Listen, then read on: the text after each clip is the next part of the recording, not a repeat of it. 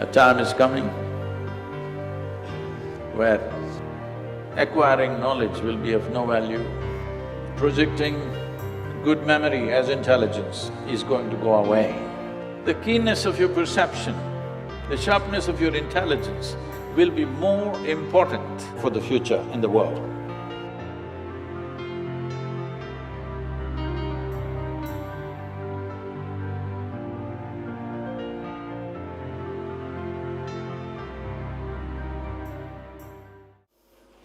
We're at a time that when it comes to education, we're in a cusp where our fundamental thinking about what is education needs to go through not a change, but a complete transformation. A time is coming where acquiring knowledge will be of no value. A time is coming where projecting data accumulation as intelligence is going to be a thing of the past. Projecting good memory as intelligence is going to go away, which is the very foundations of the education systems of the day. Whoever has good memory is rated as the most intelligent person. Well, today you know your cell phone has better memory than you. Some of our phones are 600 GB, believe me, you don't have that kind of memory. The keenness of your perception, the sharpness of your intelligence will be more important than the volume of memory you carry in your head. These are good times, real good times for human beings to unfold, because this cargo of so-called knowledge is killing human beings. Just ramping up information into a child's head in many ways killing the fundamental genius that every human being carries within themselves. Human intelligence is of a different nature. We should never misunderstand memory as intelligence. Every human being has a certain element of genius in them. It is only a question of, will we be able to provide the right kind of ambience for that particular genius to unfold? This is a challenge. This is a time that all of you, as educationists, you are at a point where the sooner we transform our education system, the better edge our children will have for the future in the world.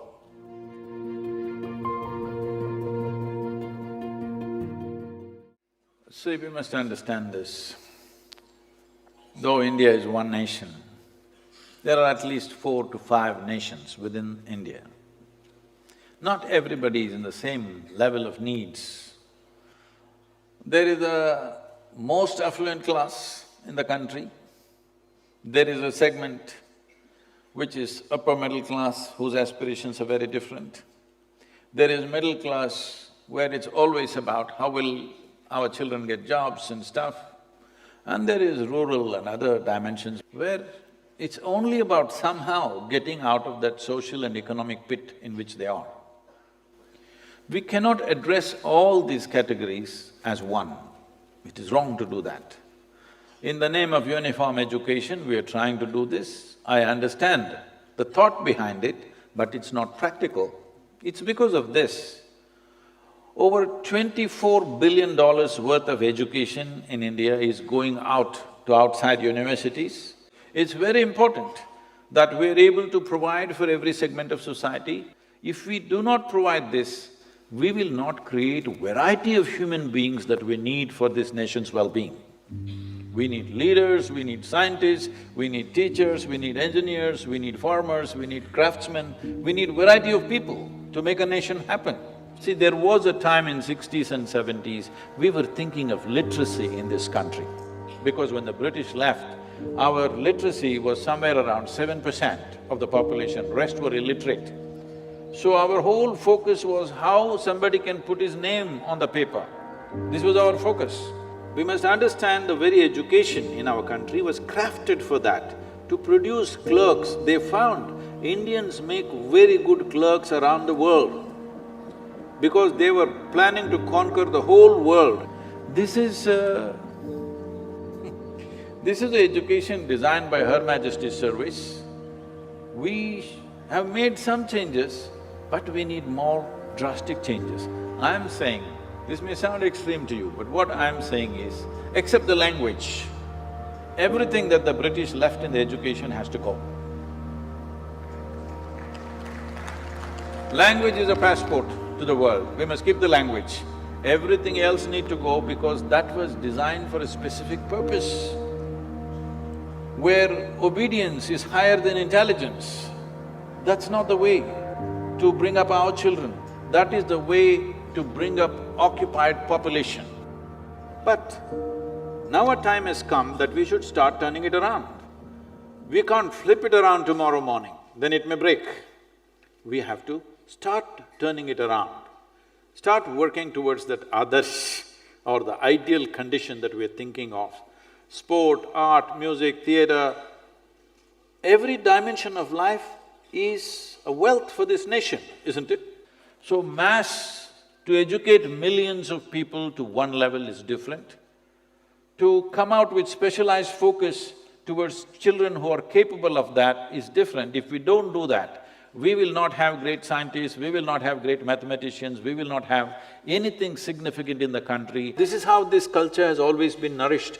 We produce some of the greatest mathematicians, greatest musicians, greatest dancers in this country, simply because those who went into those gharanas to learn music did only music and music. If we don't do this, we will not produce any kind of excellence in any field. Everybody will know a bit of everything, but they will not be good at anything.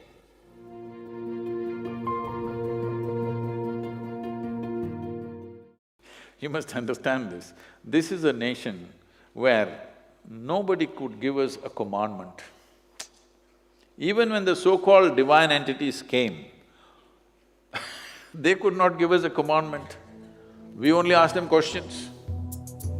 Yogi came, he opened his mouth to speak to his beloved wife. She freaks him with 1,000,000 questions.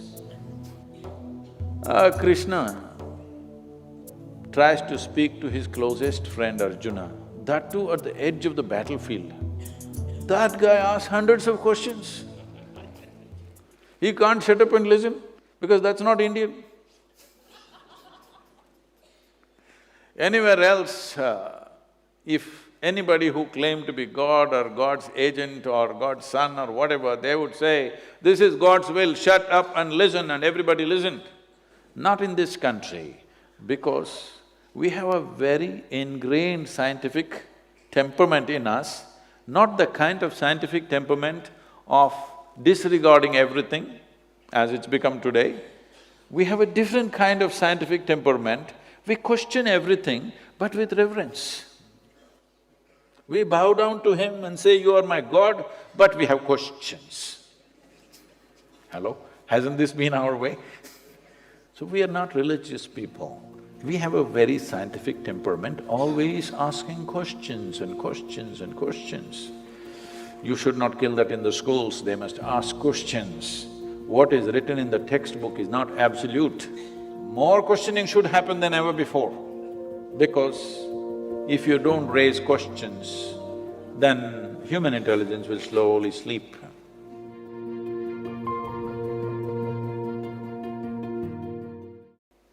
You must become that kind of a person, you don't have to say a thing. You become that kind of a person, everybody wants to be like you. All the kids want to be like you.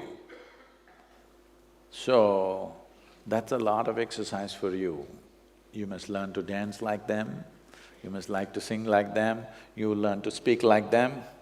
Then they say, wow, this is how I want to be. So you must make them fall in love with you, not demand something. If somebody has to fall in love with you, what you should do? You must shine a bit. Hello? Yes or no? You must shine a little bit. How to shine, I won't tell you, because in different atmosphere you have to shine differently.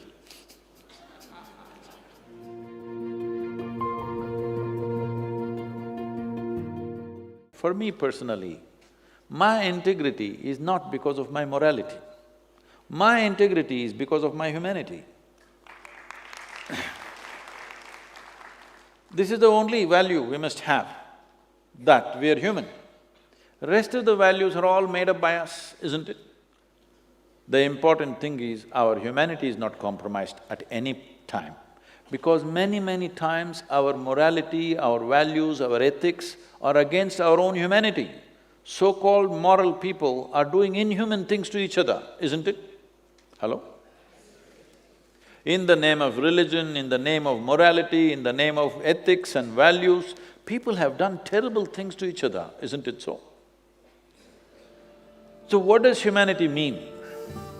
See, every other creature on this planet goes by its instinct. It has no ethic, it has no value, it has no philosophy, it has no religion. They go by their instincts. They instinctively react to everything. This is why we call tiger a tiger, a grasshopper, an elephant an elephant. Only you,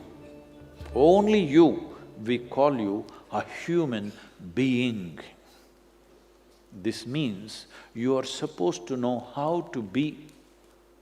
How far away from that are we? If you knew how to be, would you be wonderful or nasty? So what being human means is, see, you see all the animals, it's happening everywhere, you might not have seen the wild animals doing it, but at least you see the dogs on the street peeing all over the place. You think he has a urinary tract problem? No, he is building a pea kingdom. He's setting his boundaries all the time. So the fundamental thing about being human is, we can live here without any sense of boundary within myself. All other creatures go by what is mine and what is not mine. This is my territory, that is your territory. But human being has the capacity to go beyond that. If you do not exercise that, well, we will have to say, you're a human creature, not a human being. Human being means you are able to wipe out the boundaries. If this one thing if we do, if this we inculcate in our children, we don't have to worry about their morality. As long as they're wonderful human beings, we must stir up the humanity in such a way that our humanity is the first, is the face of who we are. Everything else is behind it. My likes and dislikes, my morals, my values, my belief systems, my gods, my angels, my heavens, all should follow our humanity. Humanity should be the face of who you are. This is what you need to bring in our children.